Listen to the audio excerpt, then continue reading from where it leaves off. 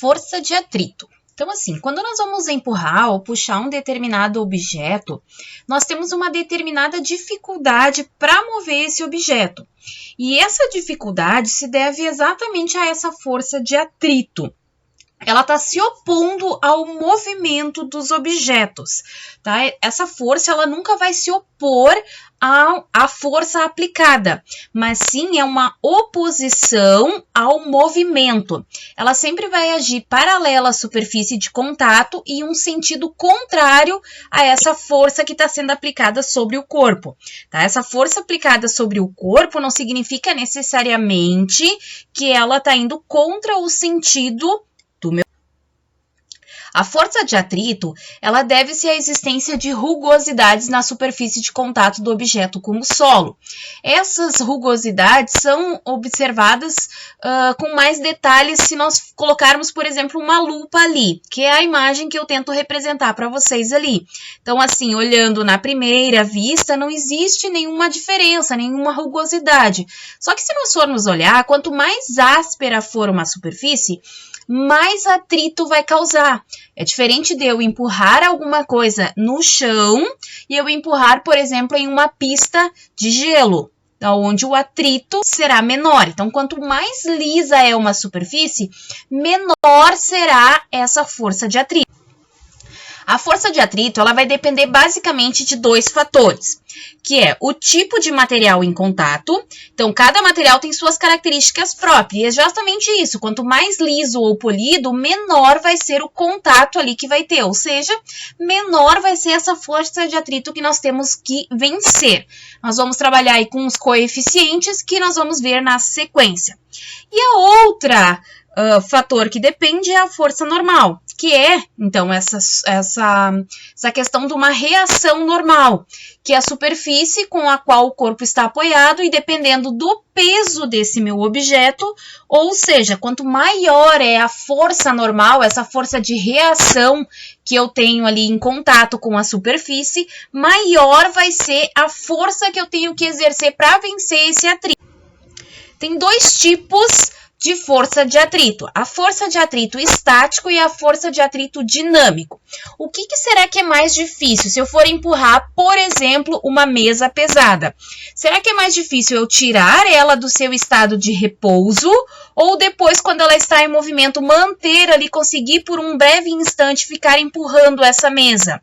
A maior dificuldade que nós temos é justamente tirar esse corpo do seu estado de repouso, vencer a inércia.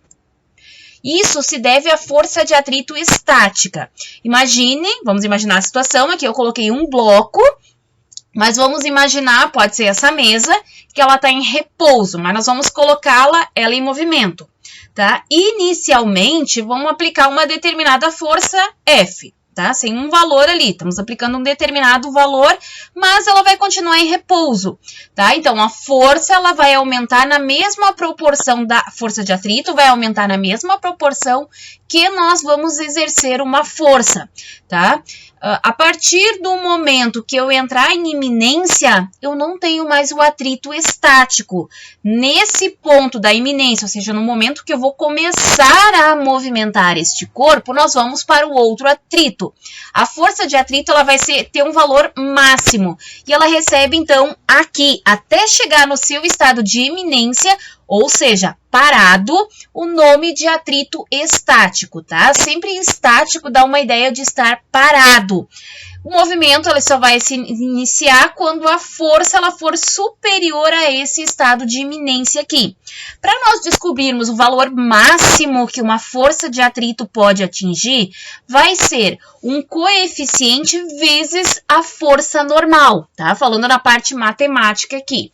Então, o que nós temos aqui? Sempre um valor de um coeficiente, isso vai depender do material onde está. Então, se eu tenho uma superfície que tem uma rugosidade maior, o coeficiente de atrito vai ser maior.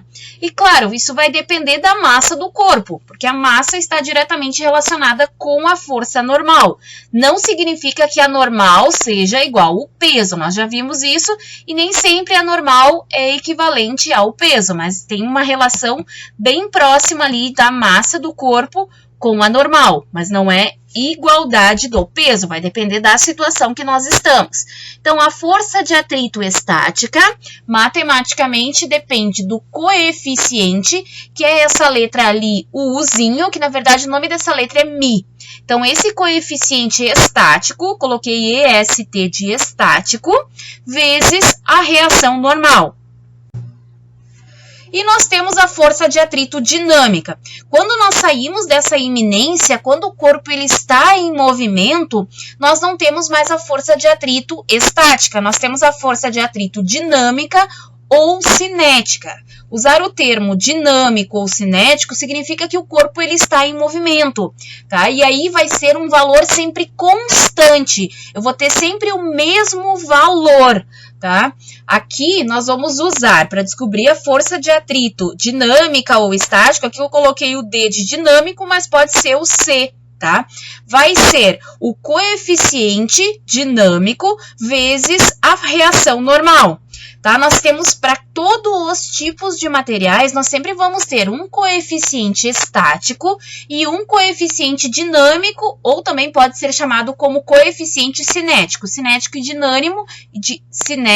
e dinâmico são sinônimos, tá? Os coeficientes de atrito estático e dinâmico são grandezas adimensionais. Sempre quando falarmos em grandezas adimensionais, estamos falando de grandezas que elas não possuem unidades de medida. Porque aqui nós vamos fazer, se eu isolo ali o coeficiente, eu vou ter força, que a unidade de medida é Newton, dividido pela força normal, que a unidade de medida também é Newton. Newton dividido por Newton, vou simplificar e fica sem unidade de medida. Então, o coeficiente de atrito, tanto o estático como o dinâmico, eles não possuem unidade de medida. Quando a grandeza não possui unidade de medida, adimensional. Tá? Aqui nós temos que observar que o atrito dinâmico, tá? Aquele que vai estar em movimento, ele sempre vai ser menor do que o atrito estático máximo. O atrito estático ele vai aumentando desde 0 até chegar a um valor máximo, tá? Isso porque é mais fácil eu manter um corpo em movimento do que tirar ele do seu estado de inércia. Né? Inércia é a primeira lei de Newton lá, onde os corpos têm a tendência de permanecer parados ou em movimento uniforme, a não ser que eu vença, que seja exercida uma força. E essa força, para me mover ele, precisa vencer essa força de atrito. Ok? Então, aqui nós temos alguns materiais. Se eu coloco madeira sobre madeira, o coeficiente estático, aquele que eu preciso vencer para colocar em movimento, 0,4, e o dinâmico, 0,2. O gelo sobre o gelo, 0,1 e 0,03. Borracha sobre o cimento seco, 1 e 0,8. Então, observem aqui pelas colunas que o estático, em todas as situações, ele é maior que o dinâmico. Normalmente, os coeficientes de atrito, tanto estático como dinâmico, não atingem 1. Tá? 1 é um valor bem elevado. Em raras exceções, acontece de ter um coeficiente maior que 1. Ok? Aqui, a importância da força de atrito. Ele é visto como algo negativo, mas nós temos que agradecer o atrito por muitas coisas. Por exemplo, aqui, como vendo algo negativo, que o atrito ele pode gastar um desgaste de peças de máquina, solas de sapato, vencer o atrito, os automóveis gastam mais combustível, entre outras situações. Mas seria impossível nós conseguirmos caminhar, porque aqui a ideia de empurrar o chão para trás com os pés, e isso faz com que surja uma força de atrito em sentido contrário, ou seja, o chão exerce uma força sobre a pessoa empurrando para frente. Então aqui nessa situação eu quero que fique bem claro que a força de atrito, ela não se opõe ao movimento, porque na verdade nós queremos ir para frente, a força que nós exercemos para conseguir caminhar é para trás. Então, nessa situação aqui, a força de atrito ela está a favor do nosso movimento. Então, nem sempre a força de atrito vai ser contrária ao nosso movimento. Ela é contrária à força exercida. Se não houver o atrito, ocorreria algo semelhante quando se tenta andar sobre um chão muito bem encerado ou com sabão. As pessoas escorregariam e jamais iriam conseguir andar. Quando as rodas de um automóvel começam a girar, passa a existir um atrito entre elas e o chão que as impulsiona para frente. Se não houvesse o atrito, as rodas girariam, mas o carro não se movimentaria. Aqui temos uma curiosidade em relação às rodas dos automóveis. Aqui, quando nós começamos a vencer o movimento, nós temos um atrito estático ou dinâmico. Mas as rodas, elas não estão vencendo o movimento, elas estão sempre girando no mesmo lugar. Então, o atrito existente entre as rodas de um automóvel, bicicleta, qualquer algo nesse estilo, vai ser um atrito estático, tá? Por exemplo, os blocos da figura de massa de 4 kg movem-se com aceleração constante de 1 metro por segundo ao quadrado num plano horizontal sob a ação da força F ali representada. Ela é constante e horizontal. Se o coeficiente de atrito entre o bloco e o plano vale 0,2 ou 0,20, né, lembrando que os zeros após a vírgula não tem valor, e a aceleração da gravidade é 10 metros por segundo ao quadrado, eu quero saber o módulo dessa força F. Então, nós temos ali que força, sempre começar com a ideia de que força resultante é a massa vezes a aceleração. O que é a força resultante? É uma força exercida menos a força que está se opondo, que é a força de atrito, porque está falando de um coeficiente de atrito, então não posso mais desconsiderar essa força de atrito. Massa vezes aceleração. Aqui a nossa força de atrito, ou em qualquer situação, é o coeficiente vezes a normal. Então, esse corpo ele está se movendo porque ele tem aceleração. E aí, se ele tem aceleração, eu já sei que esse coeficiente se trata do coeficiente dinâmico ou cinético. Tá? São sinônimos ali os nomes. Vezes a normal. Aí eu preciso analisar que normal é essa. Como aqui nós estamos num plano horizontal, significa que a normal é exatamente igual ao peso. O que é o nosso peso? Massa vezes a aceleração da gravidade. Então, a normal vale 40 newtons. Volto ali para a força de atrito. Força de atrito é o coeficiente 0,2 vezes 40 newtons. Então, a força de atrito vale 8 newtons. Posso voltar ali para o início da força resultante. Força que eu quero descobrir, menos a força de atrito, que são os 8 newtons, igual a massa, que vale 4, vezes a aceleração, que é 1. Temos ali 4 mais 8, então 12 newtons é o valor dessa força F para mover o corpo e manter uma aceleração constante de 1 metro por segundo ao quadrado. Tem um corpo de 2 kg inicialmente parado e ele vai sofrer a força de uma força F, ação de uma força F, e eu quero saber quanto é a força de atrito e quanto é a aceleração, tanto no caso A, B, C, D e E, tá? Então, temos ali uma força aplicada, esse corpo ele está parado, para mim vencer ali a força que deve ser aplicada, eu tenho que vencer esse coeficiente de atrito estático ali. Então, aqui eu consigo ver que esse corpo ele está num plano ali, é horizontal, portanto, o peso vai ser igual à reação normal. A força de atrito é a estática, então, substituindo ali coeficiente estático, porque primeiro eu preciso vencer essa inércia, 0,5 vezes a força normal, que é igual ao peso por ser horizontal. Então, eu tenho que vencer ali 10 newtons.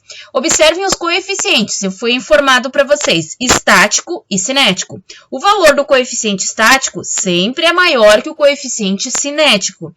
Esses 10 newtons representa que eu preciso exercer uma força maior que isso para conseguir colocá-lo em movimento, tá? Então, a força de atrito, quando eu aplico 0 newtons, vale 0 newtons, tá? Não vale 10 newtons, porque se eu não empurro nada e ela tá voltando com 10 newtons, não é o que acontece na verdade. As coisas estão paradas se nós não exercemos uma força nela, tá? Então, aqui vai aumentar a força de 0 até atingir o valor de 10 newtons. Como eu apliquei 0 newtons e não se moveu, a força de atrito é 0. Por ele não se mover, a aceleração Vale 0, é nula. Quando eu aplico 4 newtons, eu não consigo mover esse corpo. Significa que a força de atrito também vale 4 newtons. A aceleração é nula porque eu não consegui mover. Agora, se eu exerço 10 newtons, é exatamente igual à força de atrito máxima. Então, ali nós temos a iminência do movimento. Significa que a força de atrito vale 10 newtons, tá? E ele vai andar ali com um movimento uniforme, tá? Então, a aceleração é nula, porque movimento uniforme, a aceleração é nula. Se eu exercer 12 newtons, eu estou vencendo essa força de atrito estática.